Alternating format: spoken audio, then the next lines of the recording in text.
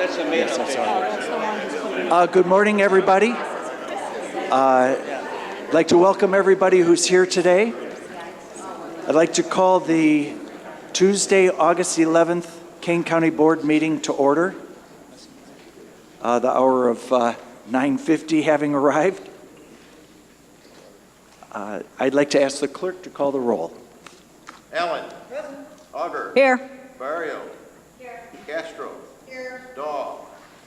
Davis. Here. Franz. Here. Gillum. Here. Heyman. Here. O'Shea. Here. Ishmael. Here. Kenyon. Here. Kazari. Here. Leonard. Here. Lewis. Here. Martin. Here. Molina. Pollock. Here. Shefflo. Here. Silva. Here. Smith. Here. Starrett. Vasquez. Here. Winicki. Here. Okay, we have a quorum. Is Brad Sauer with us this morning? Where is he? Brad, okay. Mr. Sauer, would you come up and lead us in the Pledge of Allegiance? I pledge allegiance to the flag of the United States of America and to the republic for which it stands, one nation, under God, indivisible, with liberty and justice for all. Thank you very much. Oh, you know, I'm going to ask you to rise again because we're going to ask Kane County Sheriff's Deputy Bob Balloon.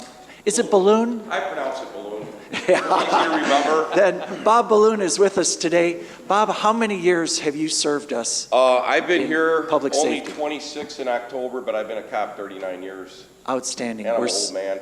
Now, if anybody would remember, it wouldn't be me, it'd be my canine partner, Hetty. And she was one of our drug dogs. She's passed since, but that's what you would remember me most by, was Hetty and all the demonstrations, canine demos we did for the kids. It was fantastic, and I want to thank you for allowing me to lead the board in a prayer. Will you bow your heads as I pray? Dear wise and loving Father, first let me say thank you on behalf of all who are gathered here today. Thank you for your many and abundant blessings.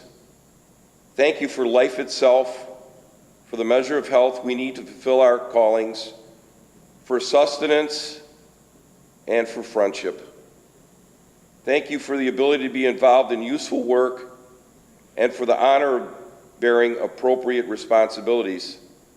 Thanks as well for the freedom to embrace you or the freedom to reject you. Thank you for loving us even so, from your boundless and gracious nature. In the scriptures, you have said that citizens ought to obey the governing authorities, since you have established those very authorities to promote peace and order and justice. Therefore, I pray for our county, for the various levels of city officials, county officials in particular, for this assembled council. I am asking that you would graciously grant them wisdom to govern amid the conflicting interests and issues of our times, a sense of the welfare and true needs of our people, a keen thirst for justice and rightness, confidence in what is good and fulfilling, the ability to work together in harmony even when there is honest disagreement, personal peace in their lives and joy in their task. I pray for the agenda set before them today. Please give an assurance of what would please you and what would benefit those who live and work in and around our beloved county of Kane. It is in your most blessed name I pray. Amen. Amen. And I would like to say one thing, the responsibility of me being such a good officer. I've had the privilege to know Wild Bill Glisson, Sergeant with Kane County. You asked me how many years I've been here, 26, and he was the start of my first call and probably saved me. And I just want that to go on record. Bill's just a fantastic leader, and I had the privilege of knowing him for 26 years.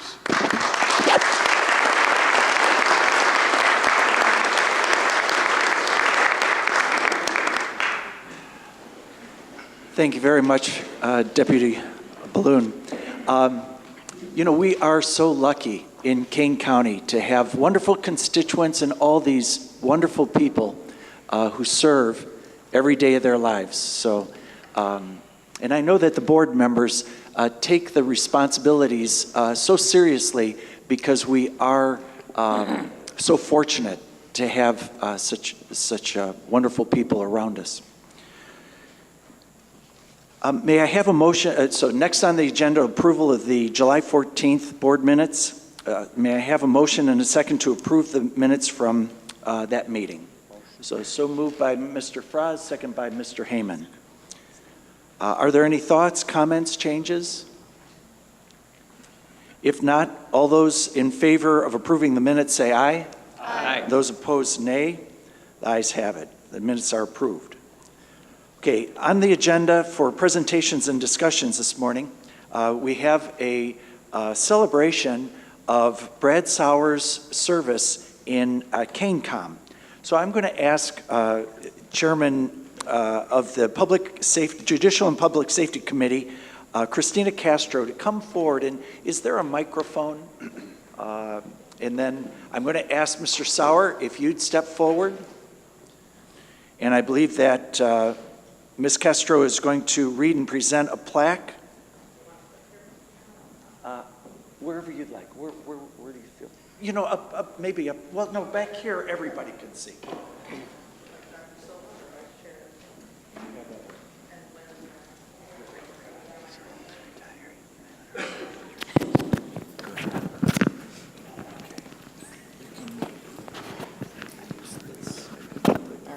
We're going to multitask here. I've had the pleasure of, working with Mr. Sauer. He came from Sugar Grove. He retired as its chief, its police chief, and then he actually took the interim role of coroner. And then he graciously accepted to be a part of CaneCom once that position was filled. So, Brad, it's going to be sad to see you go. You've been a great partner, great friend, and I wish you very well in retirement. So with that being said, certificate of recognition and appreciation of Bradley A. Sauer. Whereas Bradley A. Sauer has concluded service in the Kane County Emergency Communications Department, CaneCom, having diligently and honorably served the people of Kane County, and whereas we recognize Mr. Sauer for his commitment to excellence, dedication to public service, continued effort for professional growth, and his continued willingness to share his knowledge with those he served with. And whereas Mr. Sauer gave unselfishly of his talents, time, and insight, and again in order to run the CaneCom Dispatch Center. And whereas Mr. Sauer has earned the respect of all whom he has served with. Now, therefore, on this 11th day of August 2015, the Kane County Board hereby acknowledges Bradley A. Sauer's dedication and commitment and his knowledgeable and unselfish service to the citizens of Kane County. Congratulations.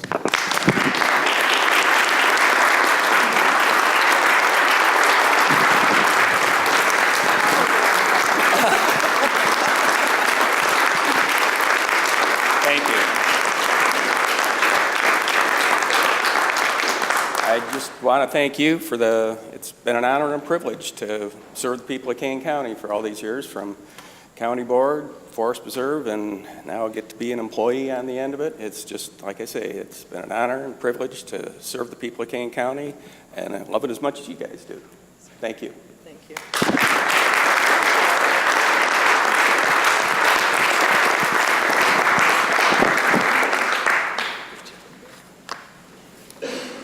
you.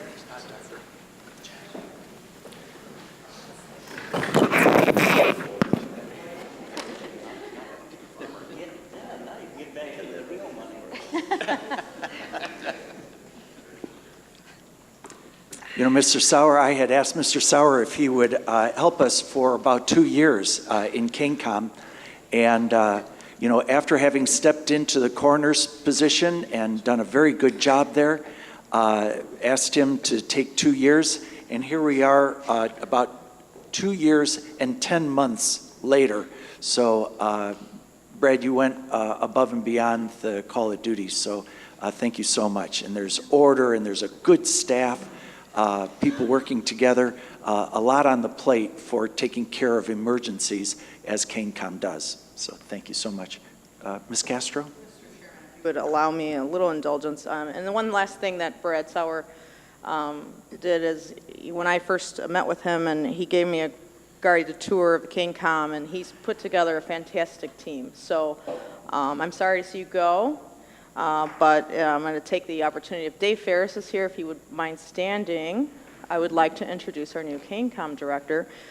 Dave Ferris has spent the last 8 years as the Director of Communications for Kendall County's 911, KenCom.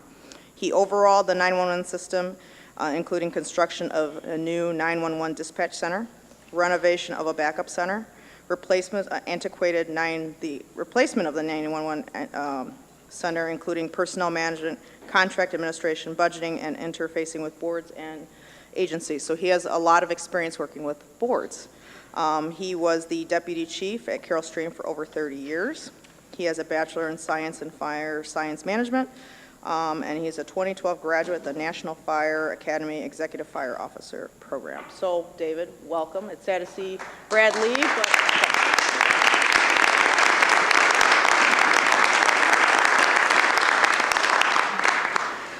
Welcome, Mr. Ferris.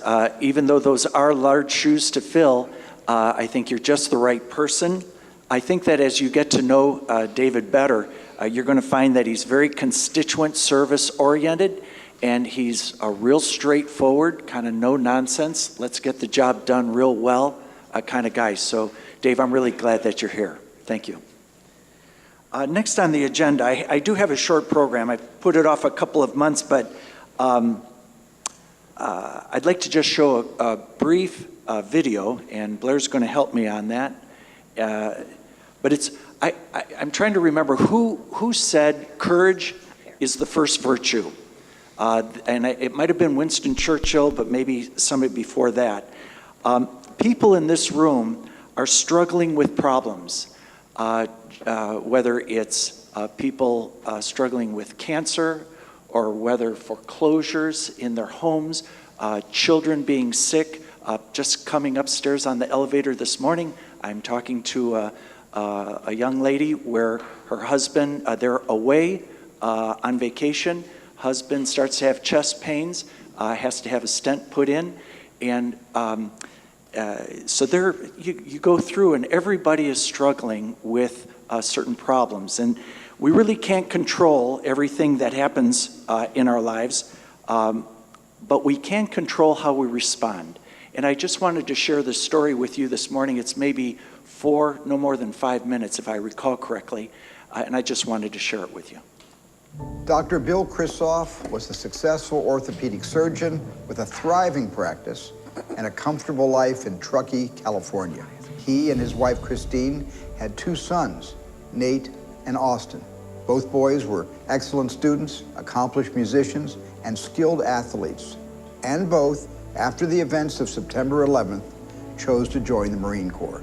In 2006, Nate was a first lieutenant based out of Fallujah, Iraq. Austin was at Officers Candidate School in Quantico, Virginia. And Dr. Krisoff was about to begin a journey that would take him from the depths of despair to a new mission, saving lives half a world away. On December 9th of 2006, I was informed that we had lost a Marine and that his name was Lieutenant Krisoff. His Humvee had been blasted by an IED, and he caught the brunt of it. I wrote a personal letter to the family expressing our condolences and our grief, and the letter came back with an answer. I said, I'd like to become a battalion surgeon with the Marines. That's what I'd like to do. I think my dad was inspired by Nate. I think he felt that he had the capability to make a difference. I contacted the Navy medical recruiter, and I told him how old I was. I was 60 at the time. And he said, well, it's going to take an age waiver. So he came back a week later and said, it doesn't look like that's going to fly. We ended up meeting President Bush in the summer of 2007. The president had a tradition of meeting with families of the fallen and spending a bit of time with them. And at the end of this meeting, President Bush went around the room and said, is there anything that I or my staff can do for you to help? And I said, well, yes, sir, there is. I'm an orthopedic surgeon. I want to join the Navy Medical Corps, but they told me I was too old, and no disrespect, but I'm younger than you are. Got a phone call later that week from my recruiter, and he was laughing. And he said, Bill, looks like you got your age waiver. A couple years later, I'm sitting at Camp Leatherneck in our chow hall when somebody taps me on the shoulder and says, General Nicholson, I'm Bill Krisoff. And I instantly knew the name and couldn't believe he was there. Afghanistan was a very, very dangerous place, and Bill was precisely the type of surgeon that we desperately needed there to save the lives of our young Marines. Injuries from IEDs, blast injuries, were horrific, and oftentimes multiple limb amputations.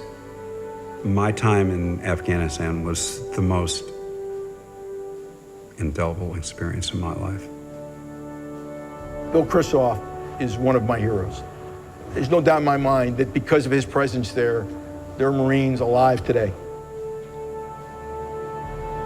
I would, of course, think of Nate on a daily basis. One thing struck in my mind, I believe it was on Memorial Day. There was a service there which I went to, and I remember sitting out after that, kind of watching the sunset and thinking about Nate. And a lone bagpiper came by. And I'm going, where is this coming from? I mean, somebody's speaking to me. If my brother could talk to my dad, I think he'd be humbled, knowing that his dad honored his service and sacrifice. I think he would say, you know, good going, Dad. Thank you, Commander Krisoff. We are so grateful for what you, Austin, Nate, and Christine have given. We salute you all.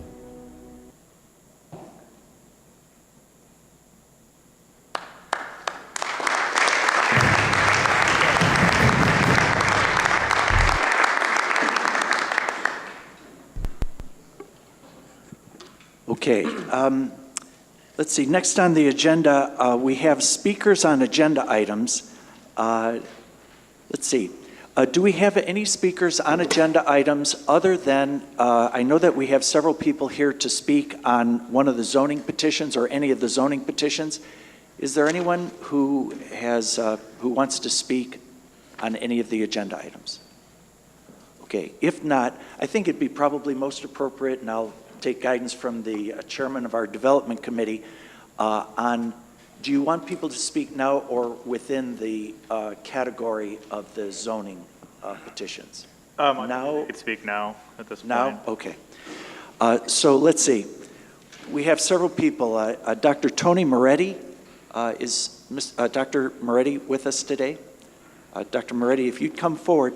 I think the protocol is that we, everybody who has registered to speak, as you guys have, 5 minutes to address the board.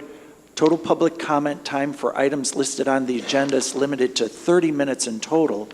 And, we haven't had a single person say anything that's disruptive to the conduct of county board or causing any disturbances. So we're just glad that people are here to share their thoughts with us. So, Dr. Moretti? All right, thank you. My comments will be short, as this is regarding petition 4346, which you'll hear about in a little bit. But just some comments. In particular, the petitioner's business model, if you guys look at it, apparently includes not only a restaurant, but a sports bar component, and they propose to be open 7 days a week with late hours. And I recognize and appreciate that the petitioners have been trying to work with the community and have adjusted the hours of operation from their original petition to close on weekdays at 11:30 p.m. I'm sorry, weekends at 12:30 a.m. And I feel that on weekdays this is still too late for a residential area. This is the Old Hideaway restaurant, for those of you who are not familiar with the petition, and this is now this is located in a residential area, and and so now they're planning on opening this, and the concern is excess noise amongst many other things. And having a sports bar in this or any residential neighborhood really is poor planning. Reopening the Hideaway as a restaurant with a sports bar that operates late hours on weekdays will have a serious and negative impact on the overall quality of life in the neighborhood by sharply increasing the noise and reducing safety because there are no sidewalks in the area with steep hills and winding roads. This spot zoning is risky to the well-being and quality of life of those living in the neighborhood. As such, I recommend that this B4 zoning not be approved unless its closing time on weekdays, that is Monday through Thursday, is changed from the proposed 11:30 p.m. to 10:30 p.m. to make it more congruous to the residential area. It is only a small change for the petitioners, and it's a large change for the residents near and on the route to and from the proposed restaurant bar. Thank you. Thank you, Dr. Moretti. Next on my list is Patricia Schubert. Is Ms. Schubert with us today? I am. Ms. Schubert, Thank you. thank you very much for coming. Would you very much. move the microphone so that you're speaking into it so we can Is that a little hear? bit better? That's better. Okay. Thank you. Well, first off, thank you for allowing me to speak today. I too also just have a few comments. I'd like to touch base regarding the closing as well. Being in the community and being that it's pretty much a 100% residential area, we feel during the week that we would like to have the hours of closing at 10:30. Being that our children attend school, we have to get up to work. We feel that we'd like to have this changed on the petition at hand. And also, we're looking at our streets. We don't have any sidewalks being an unincorporated area. Eventually, we'd like to see there's quite an S-turn over by the school as well as a bus stop. We'd like to see if we could possibly have that widened because it's such a wide turn, and with the bus stop being there and children and bikers and people walking their dogs and that type of thing. And we'd also like to see when closing for the Hideaway 64 that we can possibly assign the sheriff department to kind of do a drive-through to make sure that everything's saved and that it's appropriately closed with, any type of disruptions or anything. And also their safety leaving that work of business at late hours. So that's kind of where I'm at as far as just kind of touching base with that.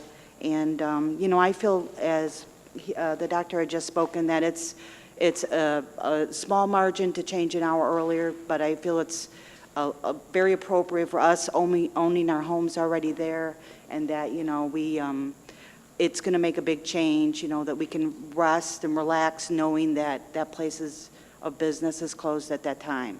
So I really think that that's going to put us at ease, for doing that. But I thank you very much for your time. Thank you very much, Ms. Schubert. I believe that Gary Gertz has also signed up. Thank you for coming, Mr. Gertz. And is the 5 minutes Well, I'm going to need about 30. No, I'm just kidding. 5 should be plenty, thanks. Okay, thanks, Mr. Gertz.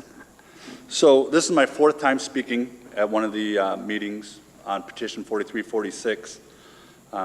I too am a straightforward guy, so I really appreciate that. I think I'm pretty simple that way, not simple as in dense, having served in the military for 6 years, I have 3 degrees. I just don't get the process. This, when I'm faced with an issue, I often go back and I think, what would my grandfather, what would his advice be? Or a mentor in the military or in the medical community where I work, what would they say? So when I look at this situation, and this petition is for a strictly residential community with spot rezoning to B4, I can't find any other place in Kane County that has spot rezoning in a strictly residential community. Yes, are there bars and taverns and sports places that are by schools? Yes, but they're in downtown here. Go right up the road, there's a school. But we're in a strictly residential community. It shouldn't be enough to say that, well, it's a unique place in Kane County, or it's kind of neat. I like the place, so let's approve it. I think we should have justification and reasons to approve it. And when we have a small residential community with narrow roads, no curbs, winding roads that if you ever walk on them, and I have a dog, people cut those corners all the time and they're driving on the shoulder. There's no curbs, there's no safety there. There's got to be delivery trucks that come in, plus the customers that are going to come to the establishment. There's been no traffic studies done, no impact studies to our community. So we're just going to bring this in. Again, 3 meetings have gone, and it's pretty much one person has stood up in those 3 meetings and says, and opposes this spot rezoning. One person, I believe his name's Harold Bowen. He's straightforward.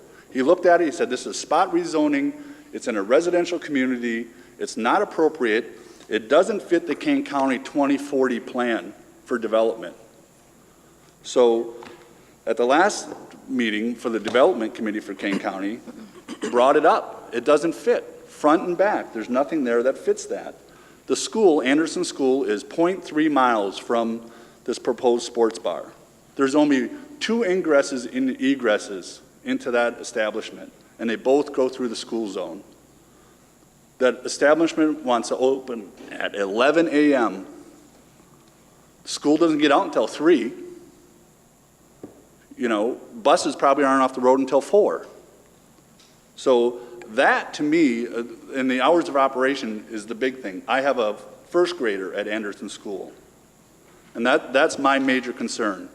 Yes, it's traffic. Yes, it's, you know, noise after 10 o'clock and during the weekdays and after, you know, 11 or 12 on the weekends. But those are my major concerns. I think that the impact on our community is not being considered. We have people who have a right to be heard, and we have people who have a right to object. And I know there's some legal concerns as far as, you know, non-conforming legal status versus, you know, spot rezoning. But I think that we have to really look at it and say, what would we do if it was in my backyard? And if you wouldn't do it in your backyard, I don't believe you should do it in my backyard. And I'm counting on you guys to protect us. I think there's no factual basis for it to be approved when it's not compatible with your development plan. There's two sentences in here that I want to read real quickly. In the intro, it says, Kane County recognizes that all 3 areas of health, land use, and transportation contribute to the quality of the life and the health of our community.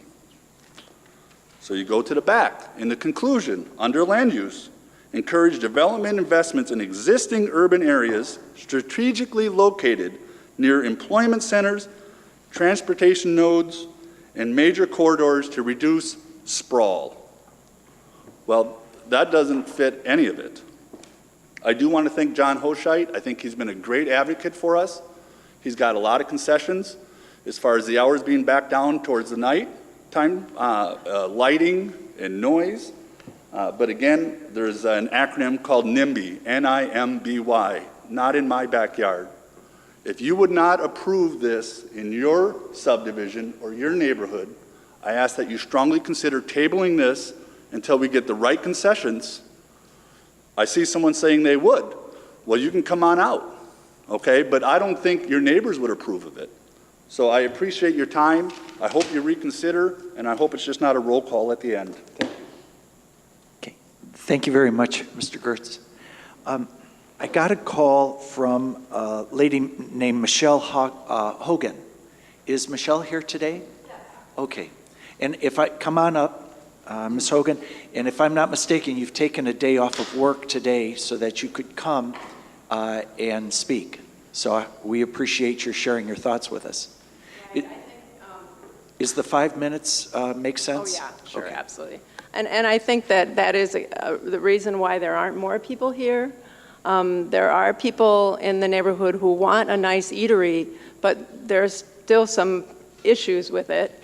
And so if they could be here, they would be. But people work, so it's hard for them to come and give their point of view. I think they've sent letters to you, all of you, and hopefully you've had a chance to read them. So anyway, thank you to those board members who have reached out to me or taken the time to review the concerns of the local residents with regard to petition 4346. We really appreciate your time. We know you have a lot to do and you're very busy, so if you've read our emails or listened to our phone calls, and today listening to our statements, that is so appreciated. Because we can give you a perspective that you might not already have. Residents in close proximity to the proposed establishment have a right to make objections, and I am one of those individuals. My house is very close, and I have one remaining objection. Many of us, I wish to convince the board and Jeremy Casiello to close at 10:30 p.m. Monday through Thursday. That's already been mentioned, and I think that would go far to mitigate some of the noise that one would expect, the potential for noise anyway. So one of the things that we know about this property is they want to have sporting events, they want to have fun, and they want to enjoy themselves, and they should, but if they leave at 11:30 at night and there's a bunch of choppers going up the hill, and it's if you've not been there, you go down to the river, but to get up away from it, you have to go up a very large hill. So people tend to gun it to get up the hill, and it just creates a lot of noise pollution. So if us local residents or the residents on the route to and from, which has been said before, is just purely through residential neighborhoods. There's not a quick way to get to Route 25. You have to drive through all these neighborhood streets. So anyway, if you're leaving at 11:30 or 12, you're going to wake up people who are trying to get up in the morning to go to work. I mean, I get up at 4:30. I don't really want to be woken up at midnight, because, and it's not that their intention is to make noise, it's just that that's kind of the way it is. So, okay, that's my one objection, and I want to reiterate that many of us will be affected by this potential for late night noise pollution because the restaurant will be open every day. In addition, I want to just say one thing too. It's personal for us. I know it's not personal for you, but just like Gary said, it's in our backyards, and so we will be really directly affected by this, and for a long term. I mean, I hope Mr. Casiello is very successful, and he has a lot of good business, so it will be an impact. It's not trivial. The other thing I would like to draw your attention to, again, as has already been mentioned, is this potential for increased traffic leads to a concern about safety. Again, because there's no sidewalks, people really use this area. I met on this weekend a family that was hiking up the hill to train for the Grand Canyon. They're going to go hike the Grand Canyon. They live in St. Charles in the town, but they're out by us. Bicyclists come many mornings, and in the evenings, afternoon, after work, and they bicycle through the area because there's these hills, so it's good training. In addition, those who live there, we like to walk, so we walk our dogs, people walk with strollers, students are walking, and I just want to propose that we make it safer for people to walk. I had one idea about that. Some of the roads that we're concerned about, like Villa Maria S-Curve and Park Avenue and Park Place, are right on the edge of the Tecawitha Forest Preserve. Now that land on the edge of the Forest Preserve is not really being used for anything, and I was wondering if there would be a potential for creating a walking path on the edge of that land. And again, I understand that would be a long process, and the Forest Preserve would have to make a judgment on that and then present it to you. But I have been in contact with them, and they said they would certainly take it under consideration. I think that would be great if we could have a place just for people to be safe. It'd be safe for the pedestrians, and it'd be safe for the motorists, because sometimes you come around that curve and you see somebody walking, and now you're alarmed and could create an accident. So in order to mitigate the impact of increased traffic, I would like to propose that a walking path be installed on the edge of the Tecumseh Woods Forest Preserve. Now, I did also speak to, communicate with Mr. Frawling, St. Charles Township Highway Commissioner, and he communicated to me that in the meantime, until we could establish such a walking path, that he would consider widening the shoulders to create a better walking space for people.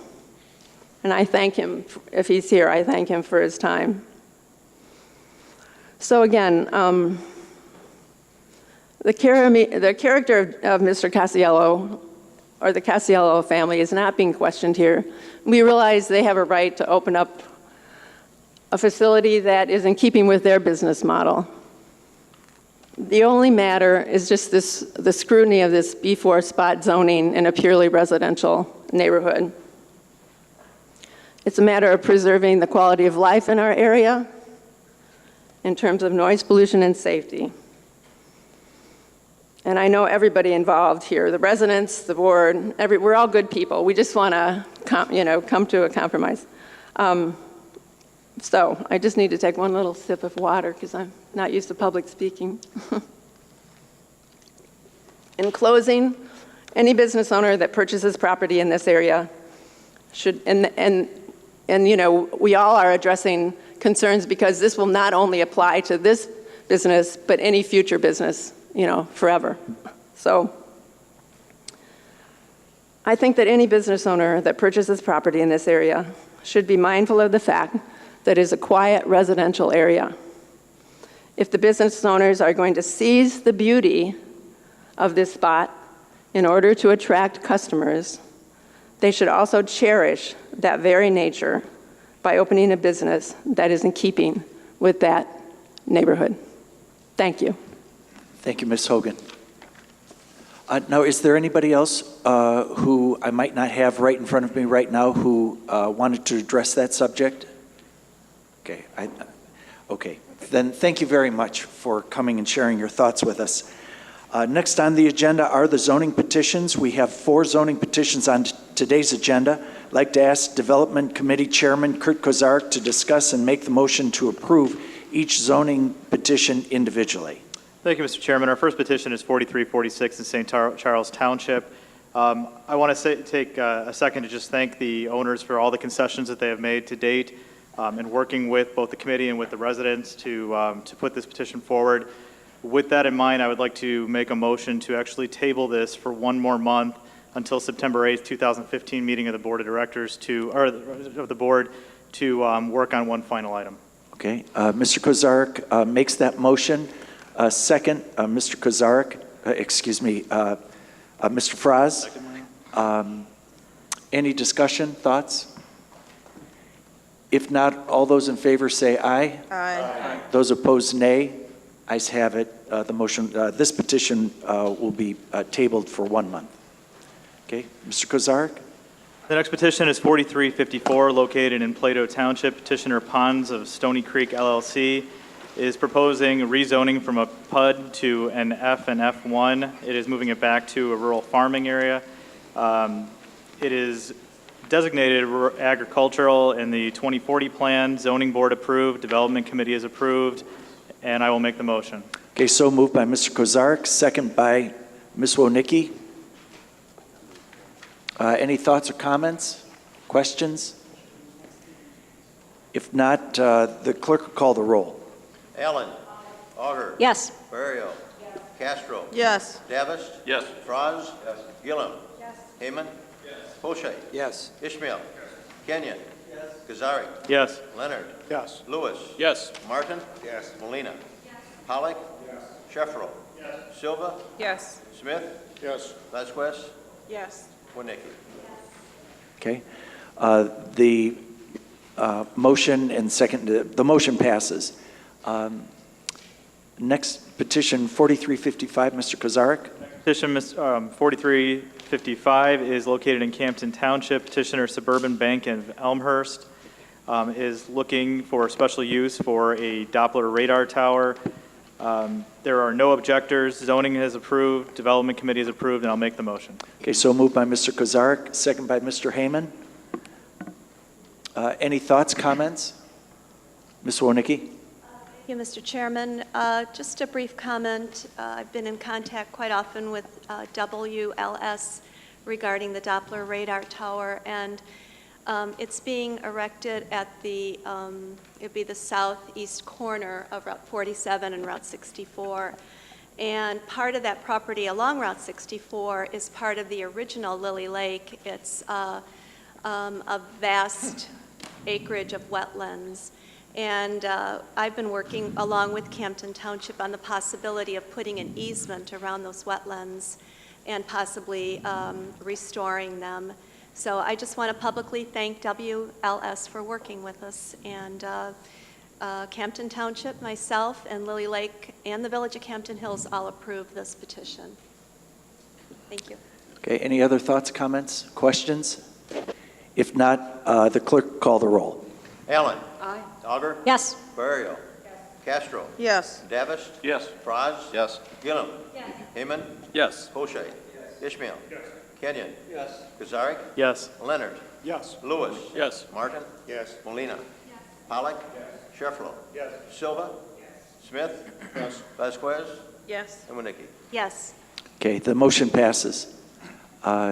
Petition 4356, Mr. Kazark. Petition 4356 is located in Hampshire Township. Melms Partnership LLC is looking for a special use for gravel mining. There are no objectors. The zoning board is approved, development committee is approved, and I'll make the motion. Okay, so moved by Mr. Kazark, second by Mr. Smith. Any thoughts, questions, comments? If not, clerk call the roll. Allen. Auger. Yes. Barrio. Castro. Yes. Davis. Yes. Franz. Gillum. Yes. Heyman. Yes. Poche. Ishmael. Yes. Kenyon. Yes. Kazaric. Yes. Leonard. Yes. Lewis. Yes. Martin. Yes. Molina. Pollock. Yes. Sheffler. Yes. Silva. Yes. Smith. Yes. Vasquez. Yes. And Winicky. Yes. Okay, the motion passes. Okay. Anything else, Mr. Kazark? No, sir. No, that's it. Okay, thank you very much for years in the committee's work on all these subjects. Next on the agenda, resolutions and ordinances. Would anyone like to remove an item from the consent agenda? Mr. Kazarek? Yes, I would like to remove 15-214. It is an accompaniment bill to petition 4346 and table that for 1 month. Okay. Okay. So let's see. All right. Let's see. Okay. Others? Ms. Wodnicki? 15-216. Okay. Let's see. Okay.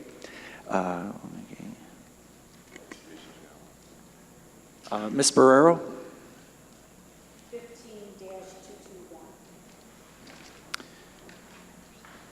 Okay. Any other, Mr. Smith? 15-218. 218. So 15-218. Okay. Any others? Okay. If not, we have a motion and a second. Let's see. Okay, we have a motion and a second to table 214. All those in favor say aye. Aye. Those opposed, nay. Ayes have it. Then I guess may I have a motion to approve the consent agenda with the exceptions of 216, 218, 221, which we'll come back to. So moved by Mr. Kozarek, second by Ms. Auger. Any thoughts, comments? If not, I'll ask the clerk to call the roll. Allen. Auger. Yes. Barrio. Castro. Yes. Davis. Yes. Franz. Gillum. Yes. Heyman. Yes. Poche. Yes. Ishmael. Kenyon. Yes. Kazaric. Yes. Leonard. Yes. Lewis. Yes. Martin. Yes. Molina. Pollock. Yes. Sheffro. Yes. Silva. Yes. Smith. Yes. Vasquez. Yes. Winicky. Yes. Okay, so the motion passes. The consent agenda with those exceptions is approved. Next item is Let's see, we need a motion and a second to approve and discuss Resolution 15-216. So moved by Ms. Allen, second by Ms. Wonicky, and then Ms. Wonicky. Thank you, Mr. Chairman. Just very briefly, other than changing the department head names, has anything else changed? Have any of the department heads changed, or any of the responsibilities or No. anything? Okay. This is a clarification and an expansion, as you know from the executive committee meeting, an expansion of the board's authority to approve either selection or salary increases, those kinds of things. And it's a natural expansion of consistent with other department directors. Very good. Thank you. Okay. Any other questions, comments? If not, let's see. We have a motion and a second on Resolution 15-216. Clerk, call the roll. Allen. Aye. Auger. Yes. Barrerio. Yes. Castro. Yes. Davis. Yes. Franz. Yes. Gilliam. Yes. Heyman. Yes. Koschei. Yes. Ishmael. Yes. Kenyon. Yes. Kazari. Yes. Leonard. Yes. Lewis. Yes. Martin. Yes. Molina. Pollock. Yes. Sheffler. Yes. Silva. Yes. Smith. Yes. Vasquez. Yes. And Winicky. Yes. Okay, the motion's approved. Next, may I have a motion and a second to discuss and approve number 15-218? So moved by Mr. Hoscheit, second by Mr. Smith. Mr. Smith. When we had talked about this resolution in committee, it was pretty much agreed that this issue would be temporary for a year, and it would be brought back in front of the committee for further review after a one-year time period. That is not explained in the resolution. Okay. Is there any objection to making that part of the file? And let's see, in whose area is this in the treasurer's area? Or who actually takes care of teller machines? Mr. Chairman, it actually started in Human Services and then went to Public Service. So I guess the thought process on this was to fill a need here in the county building for our employees and also our residents who sometimes don't carry cash on them. And we have a partnership currently with Kane County Credit Teachers Union, or KCT, and this was at a request of Dave Rickert. We looked at it and we approved it. I think what we're talking about, and I get what you're mentioning, TR, is that if they planned to expand it, yes, they would look at it. They want to evaluate it over a year to see the viability to expand it throughout the county. Now, let me remind you, there are currently 2 ATMs in 2 buildings that are not tied to anything. So someone put them into one, the Judicial Center and the Sheriff's Office. Only the county board has the authority to enter into those agreements. So that was something either it needs to be addressed in some sort of committee, but those were put there without our knowledge or approval. Okay. So we're just addressing this one issue now. Sheila, I believe, was going to work, and Sheila on the other 2, correct? Yes. Okay, so let's see, we're kind of, Sorry. the question was, let's see, will we do a review? Is there any reason not to do a review after 1 year? Is it working? Is it satisfactory? And then the question was, in whose area would that review be? I think that it's in Mr. Rickert's area, and maybe it's in Sheila. I believe it's in Sheila's, Human 'cause it's Resources. right there. I think that we'll have Mr. Hoscheit clear up some of the. I'll amend my motion to clarify that the resolution will authorize a 1-year agreement, and I would assume between now and then we'll evaluate it and come back with a longer-term solution. I mean, it's a natural kind of thing. So moved, amended motion by Mr. Hoscheit. Who is the second? TR. I will second the amended motion. Okay, and so seconded by Mr. Smith. Okay. Any other conversation on this? Mr. Pollock? The resolution as written states in the 6th whereas clause that the credit union agrees to pay all costs of placement for the first year and conduct a cost or usage study for year 2 and beyond. Oh, so that's So we've already kind of put in there that we're looking forward to that what's going to happen after year two. So We had talked about exploring the ATMs and throughout the county. Oh, okay. Not just this one Oh, individual okay. ATM. I misunderstood your question. I appreciate the clarification, and I appreciate Ms. Castro making the point that it's on the list for Ms. McCraven to take care of that. We don't want to go too deep into something that is a pretty straightforward kind of thing. Mr. Shefflow? These machines cost a lot of money. It's a big investment for a credit union to just go out and purchase them. I don't think the construction cost here is going to be huge. Maybe it's just going to sit on a floor. But to tell them that you can only be here for a year is kind of changing the game on them, I think. We told them there would be no cost, there'd be no charge from the county to the bank, credit union, during the first year. If they make money in the future, they're willing to do a cost split with us once they determine how much the usage is. It's very possible that it won't make any money to speak of because it's such a low volume. So I don't know. I guess I'm opposed to changing, telling them that it's a temporary agreement.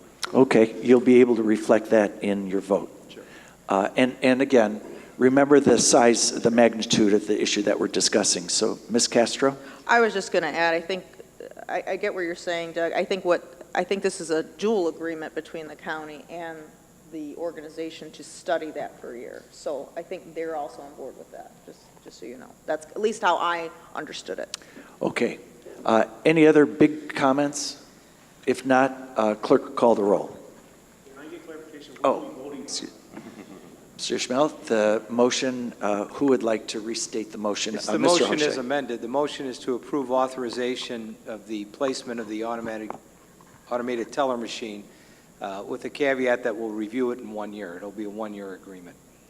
Okay. Mr. Schmelt? But it's already in the whereas.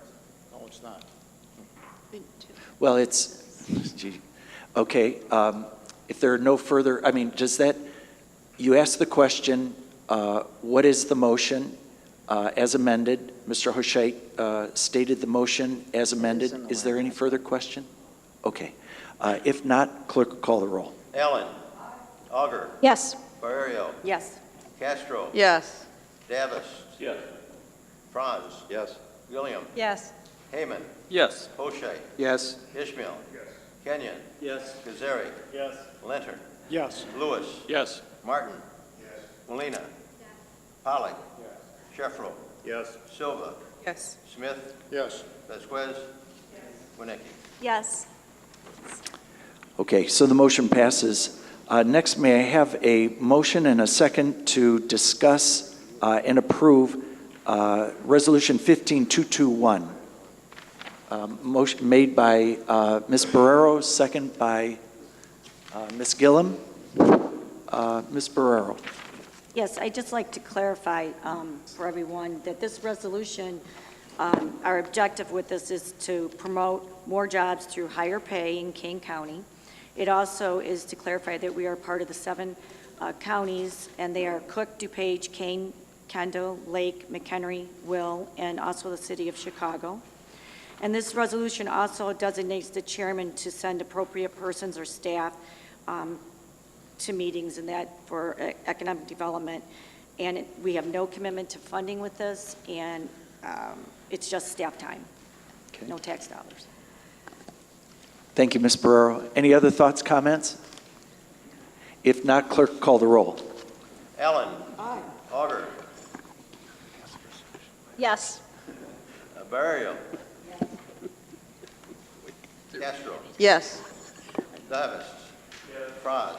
Yes. Gillum. Heyman. Yes. Hoshea. Yes. Ishmael. Kenyon. Kazari. Yes. Leonard. Yes.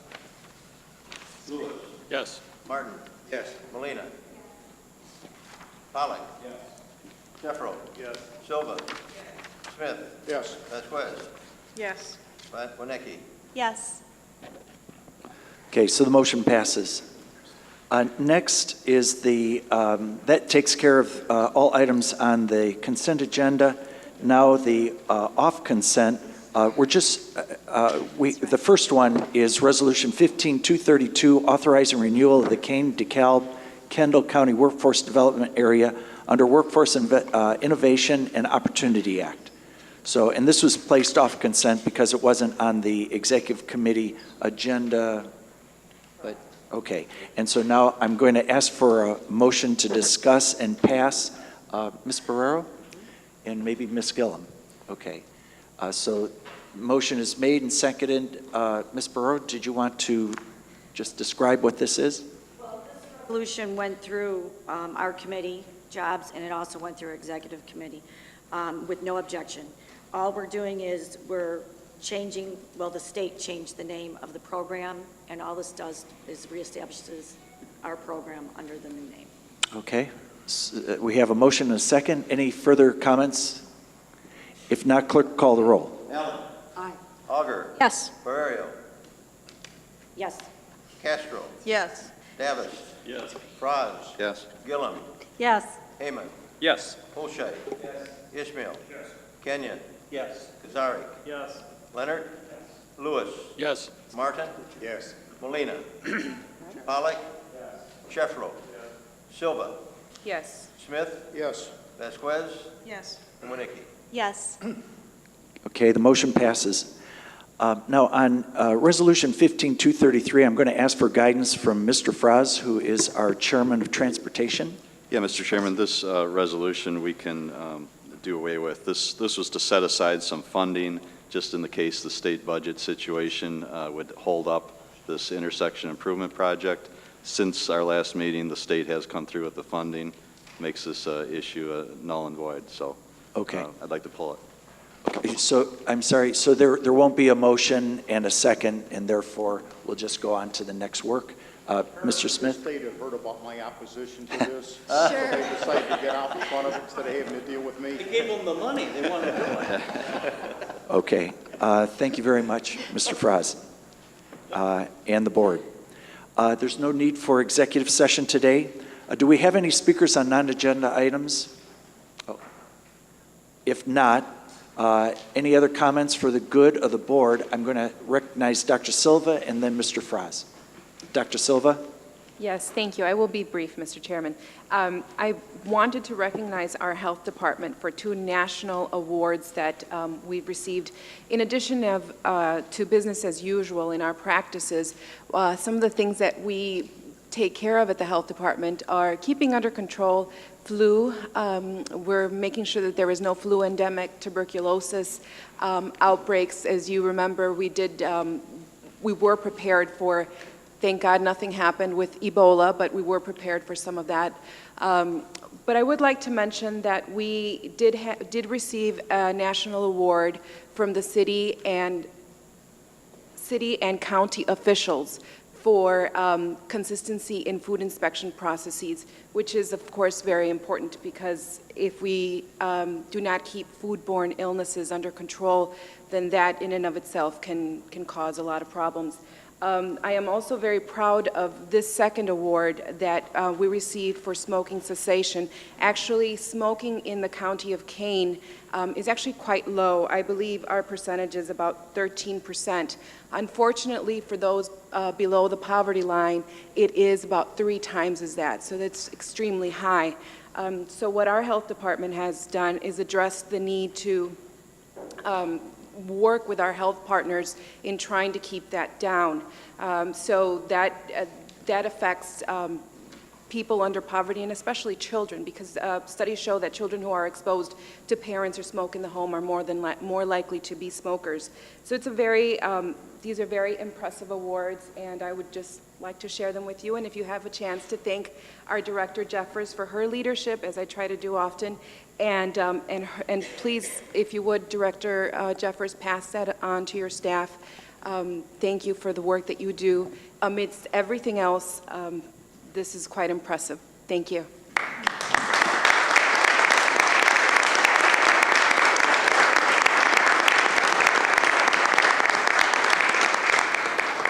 Thank you, Dr. Silva, and the members of your committee and members of the board who support these efforts, and then also Barb Jeffers, thank you so much for years and your team's work on keeping us healthier. Any other? Oh, Mr. Frost. I wanted to report on July 23rd, we had our Kane County Employee Recognition Night at the Kane County Cougars game. It was a perfect evening. We had 33 members celebrating 20 years of service to the county from various departments, and their friends and families attended. Mr. Smith and Mr. Heyman were there. Many of our directors and managers and staff attended, so we had a great turnout, and one of them got to throw out the first pitch, and it was a great night, so it went very well, and we want to congratulate the people for their years of service. Yes.